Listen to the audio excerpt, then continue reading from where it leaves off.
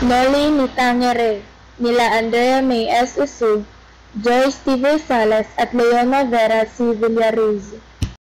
Kabanata 34, ang panananghalian.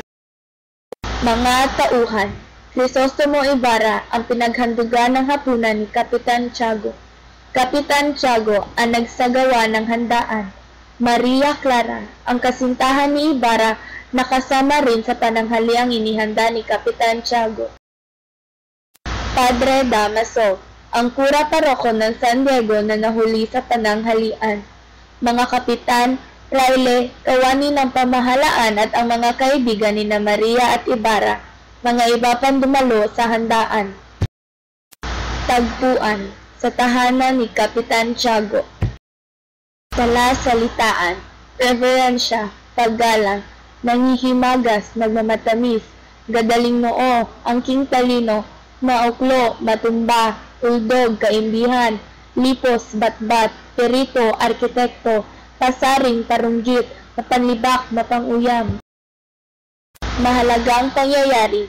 Natanggap ng telegrama si Kapitan buhat sa Kapitan General na nagsasaad ng pagdating niya ng hapong iyon at sa bahay niya tutuloy. Nasa saloobi ng mga praile na ang di pagtuloy ng Kapitan General sa kumbento ay isang paghamak sa mga praile. Naghihimagas na nang dumati si Padre Damaso at walang tigil na pagsasaring at pangiinsulto ang sinambit niya sa hapagkainan laban sa mga Indio at kay Ibarra.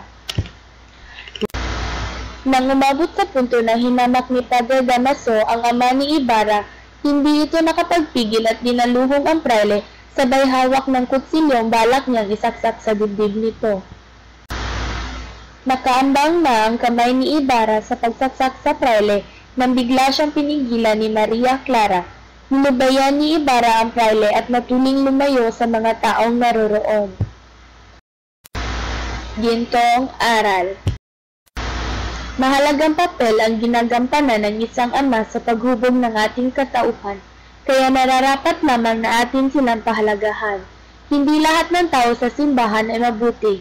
Minsan, ang iba ay naging mapang-abuso.